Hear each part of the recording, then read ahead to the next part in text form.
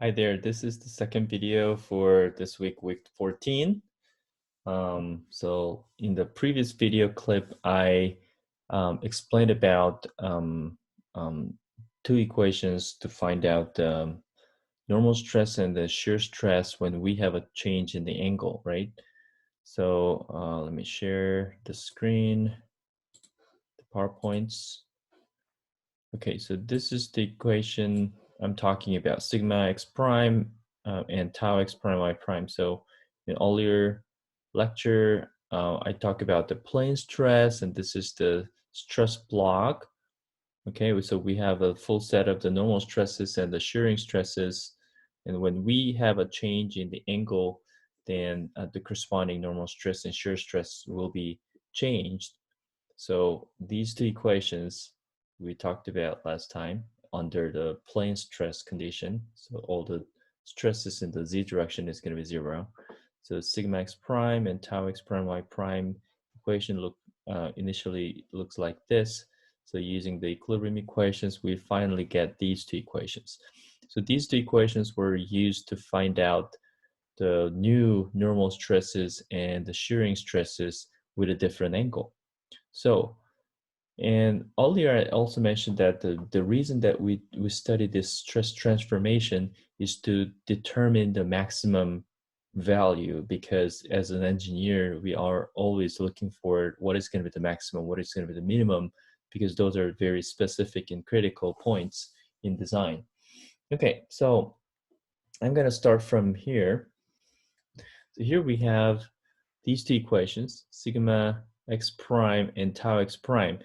When we rearrange these two equations, mix together, and then, so for example, take this term to the left-hand side, okay, and then square the both side, and then square the second equations and add them together. So move this term into the left-hand side and then square it for the entire thing, the left-hand side and right-hand side, and square this entire equation, 14.2, and then add them up. Then what happens is our equation is now can be simplified as this. So maybe I can show you the derivation quickly. Okay, here's a white paper.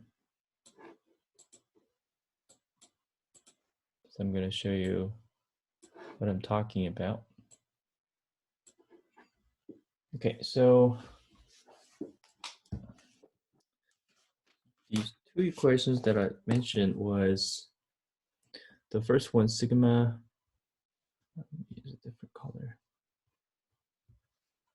sigma x prime is equal to sigma x plus sigma y over 2, which is the averaged sigma, average normal stress, plus sigma x minus sigma y over 2 times cosine 2 theta plus tau xy sine 2 theta. This was equation 14.1.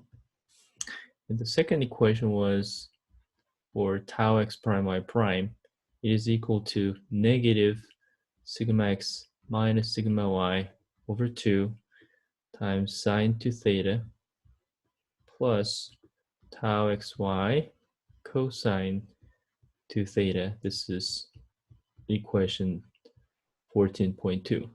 So what I'm going to do is take this term to the left-hand side and then square for both sides.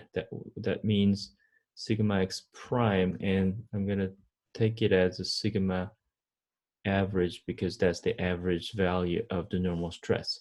Then it's going to be sigma x prime. Now that x prime should be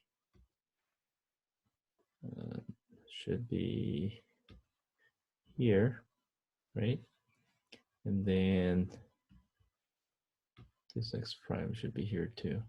So sigma x prime minus sigma average, right? So that is going to determine the left-hand side equal to sigma x minus sigma y over 2 times cosine 2 theta plus tau xy sine 2 theta. So that's what it did, right? Take this one onto the left-hand side, and then we're going to square them together. We can still satisfy this equal sign because earlier sigma x prime minus sigma average was equal to this. Now we're going to square for both sides, right? And do the same thing for the second equation. So square this, and then add these two equations together. Then on the left-hand side, what we have is sigma x prime minus sigma averaged square plus this square, tau x prime y prime square. And that should be equal to the sum of these two. And when you look at these, the first one is sigma x minus sigma y over 2 with the minus sign and sine 2 theta. So when I squared it, this term squared, this plus this term squared, plus 2 times this and this, right? And same thing for here, this term squared plus this term squared plus 2 times this, right? And add them together. So what happens is the squared terms are kind of doubled because we have this negative sign will be disappeared through the square. So sigma x minus sigma y over 2. And then the first one is going to be not doubled. It's going to be signed. So I'm going to expand everything. Okay, let's do that. So this square plus times sine 2 theta squared. And then 2 times these two, and we have a minus sign over there. So it's going to be minus 2 times sigma x minus sigma y. Let me do this. I just take plus here and then put the minus sign inside. And then over 2 sine 2 theta times this, which is tau xy cosine 2 theta, plus this square, which is tau xy square cosine 2 theta squared. And then plus, now let's do the square, expand this one. Then it's going to be sigma x minus sigma y over 2 squared cosine square 2 theta square. And then 2 times sigma x minus sigma y over 2 cosine theta 2 theta cosine 2 theta times pi xy sine 2 theta plus tau xy squared sine 2 theta squared. Okay, so leave the left hand side as it is. So this will be equal to, let's focus on these terms. I'm going to change the color. Okay, so the first, these two, this portion is going to be the same, and the difference is now sine square plus cosine square. And we all know that sine square plus cosine square plus sine square with whatever angle, okay, that is always equal to 1. So these two put together will be equal to 1. So now only this term is going to be remained. So we can say sigma x minus sigma y over 2 squared. And then, now let's focus on these middle terms. Everything looks same. 2, sigma x minus sigma y over 2, sigma x minus sigma y over 2, except this negative sign here. Sine 2 theta, cosine 2 theta, cosine 2 theta, and it's going to be included and connected through the multiplication. So everything is going to be the same except this negative sign, so these two terms will be canceled. And these two, again, sine square plus cosine square is going to be equal to 1. So here we have a cosine square, sine square with the same coefficient. So the remaining term is going to be tau xy squared. So the final expression is this. This will be equal to this. And something squared plus something squared will be equal to something squared. That's the basic format of the circle equation, right? So we can rearrange this form as this. This is the final formulation. So sigma x prime minus sigma average squared plus tau x prime y prime squared will be equal to r squared. So this is in the format of the circle, right? And the thing on the right hand side with the square sign here, this is going to be the radius of that circle, and this will tell us the center, the coordinate of the center of the circle when we say this sigma x prime and tau x prime y prime will be the coordinate. Okay, so that is the equation in the slide. Let me go back to the slide. So this is the equation now, right? Sigma x prime minus sigma average squared plus tau x prime y prime squared will be equal to everything on the right hand side squared, so that we can say this r, the radius of that circle, looks like this. Okay, and then let me go on to the next page. Because that's the format of the circle, we can draw this circle based on all these values: sigma x prime minus sigma average square plus tau x prime y prime square will be equal to r square, and that r is going to be the radius of the circle. So this circle, by the way, is called Mohr circle, Mohr's circle. And in this video clip, I'm gonna show you how to form and how to draw this circle. This is very important because if you understand how to develop this Mohr circle and what this circle means and the coordinate of each point means, you can solve any problem related to the stress transformation. This is that important. One thing I'd like to make sure is that the figure in my slide is coming from the different textbook, by the way. This is different from our textbook. So the coordination is a little bit different. So I'm gonna use the same coordination and the same coordinate system and the same definition to draw the Mohr circle. So let me talk about the Mohr circle. According to the textbook coordination.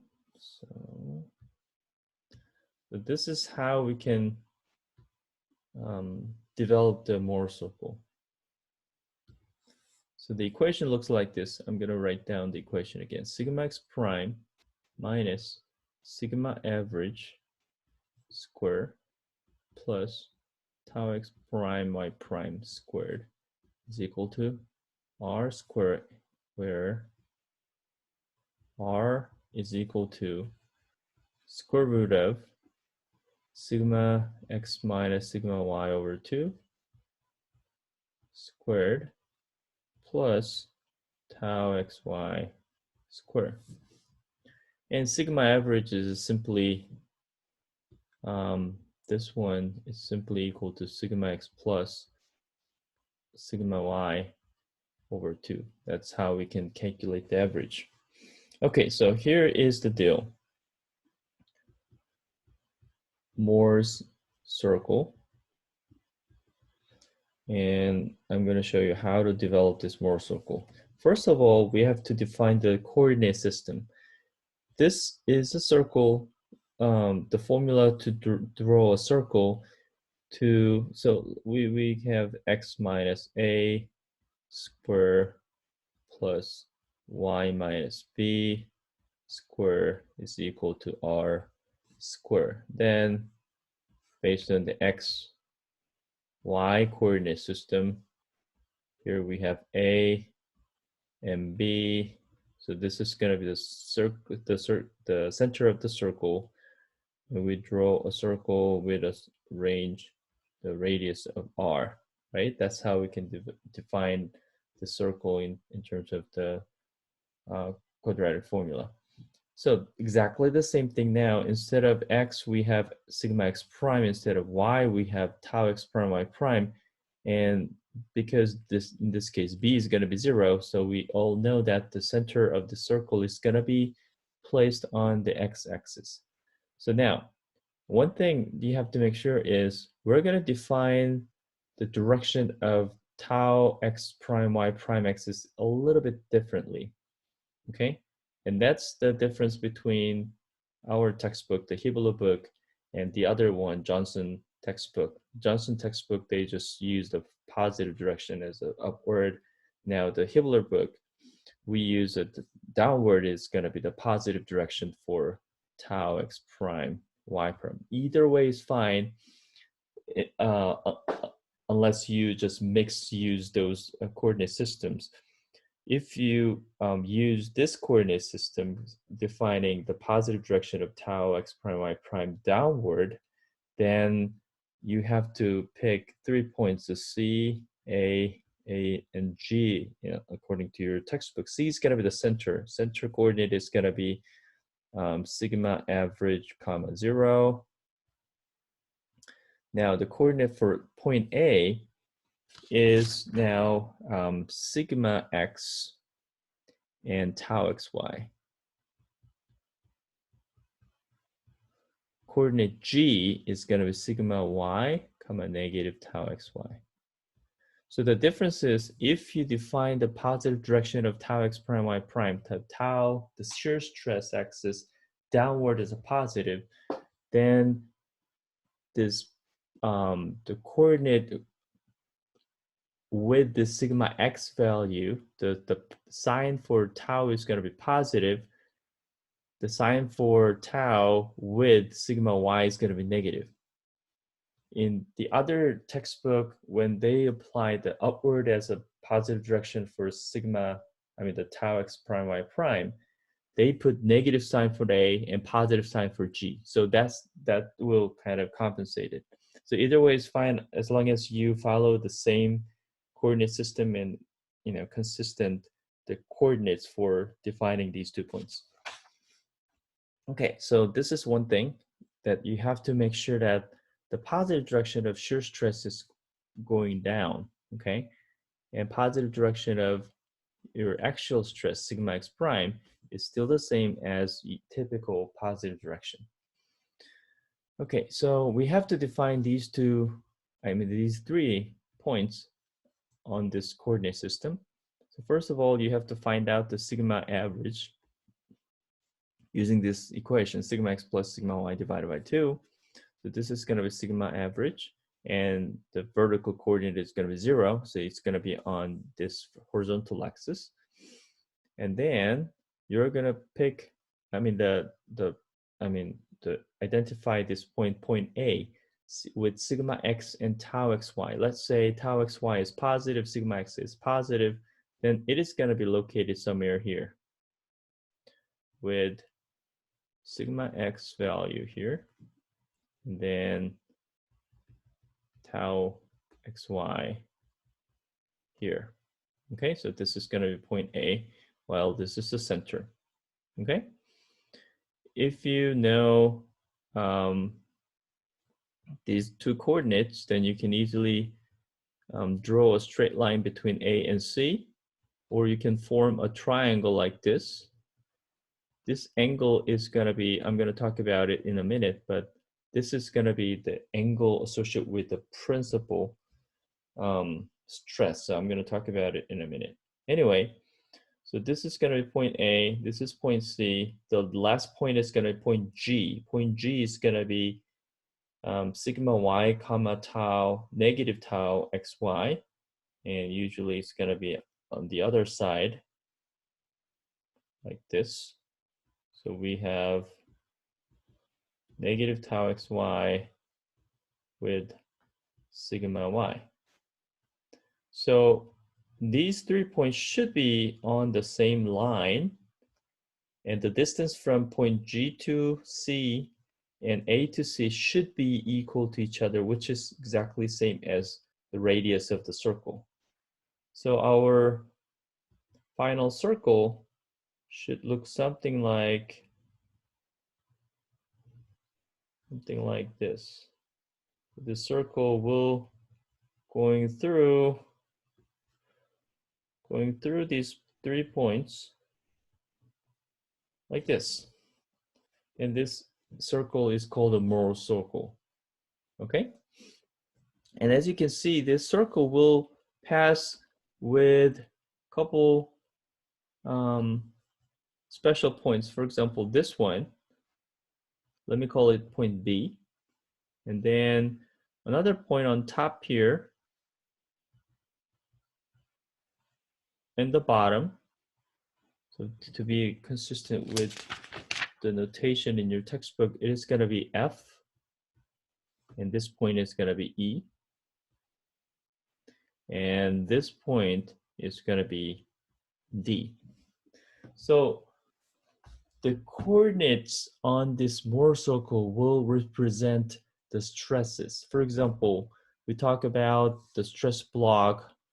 Typical block looks like this. Here we have sigma x, sigma y, and these are tau xy, right? And when we have an angle change, so that like, this was x-axis, y-axis, but now this is going to be x prime axis, and this is going to be a y prime axis with a certain angle change. The angle change in the real space is going to be equivalent to the 2 times that angle on the Mohr circle. Anyway, we're going to talk more about this when we solve the example problem.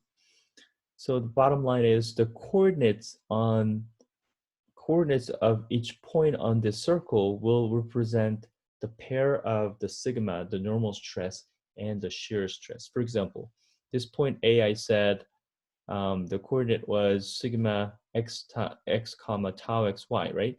So this point will represent a certain state of stress with the normal stress sigma x and the corresponding shear stress tau xy. Okay, this point G as well. This point G will represent the state of stress where the sigma y, the normal stress sigma y, with corresponding tau, negative tau xy. What about this point B? As you can see, this x-axis is the normal stress. In terms of the x-coordinate, this B, point B, will have the maximum value of sigma value, right? So that's why the point here and this point D, will provide a maximum value. This is going to be the minimum value. So that maximum and minimum, we use a sigma 1 and 2. So sigma 1 should be larger value than 2. Sometimes we can have the same maximum and minimum value. So that's why we have this negative sign there. Anyway, these sigma 1, 2 is called the principal stresses.